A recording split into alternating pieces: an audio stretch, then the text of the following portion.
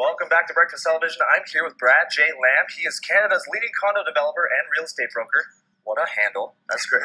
I wanted to start off with, because I just moved downtown, I just moved into a new condo, but everyone keeps saying that the condo, especially the condo market, is going to drop, wait a couple of years, and you're going to be able to buy at a cheaper price, but it doesn't seem to be happening.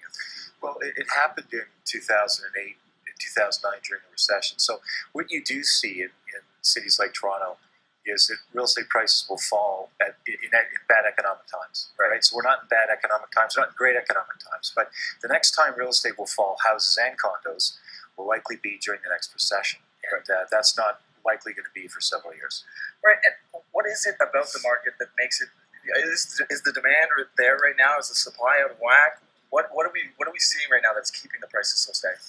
Or keeping going up? Going up, yeah. Well, so there's demand, there's a real need in Toronto for 38,000 new homes. It used to be 80% of those were low-rise homes and 20% were high-rise homes. Now it's 30% low-rise, 70% high-rise. So the high-rise has overtaken the low-rise as the main place for people to live. So what I think confuses people is they see a lot of new condos. They think, why are we building all these? Well, we're building them because there's a need for 38,000 new houses, and now most of those will be condos. And you had just said, we were talking earlier before, that there is not going to be a lot of houses built, as low-rise houses built in Toronto in the next couple of years. And effectively, we're not building any new houses in the city.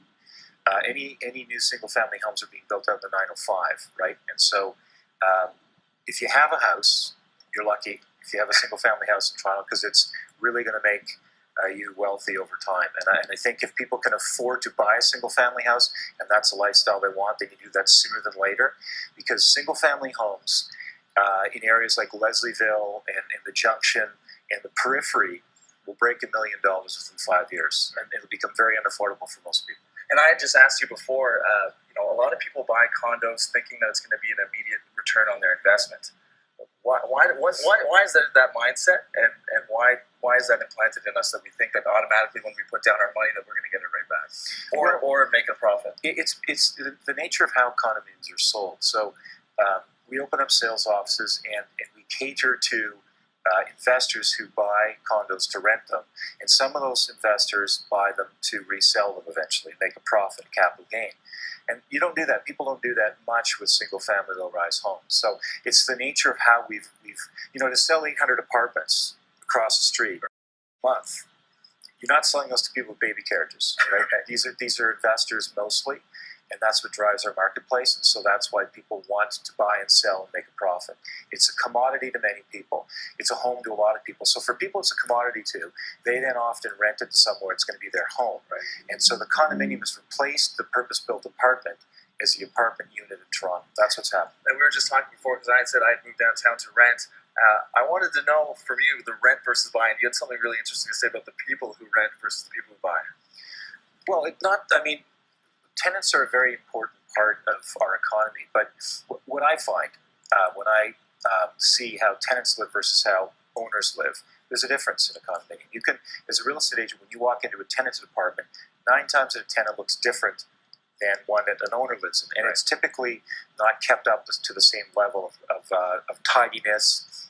When you own your place, you paint it, you buy art, you buy great furniture, you even sometimes buy, you just feel better about your life because you now own something.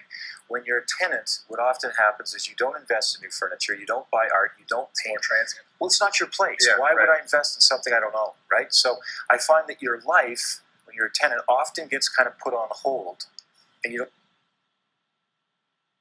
don't move forward with the things that adults need to do, which is build a proper life, which is, by the way, it is buying art, it is painting your walls, it is getting furniture, settling down and starting out. Well, thanks so much, Brad. For more information, Brad J. Lamb, all you have to do is go to torontocondos.com. We're going to throw it to break right now, but we'll be back with more Breakfast Television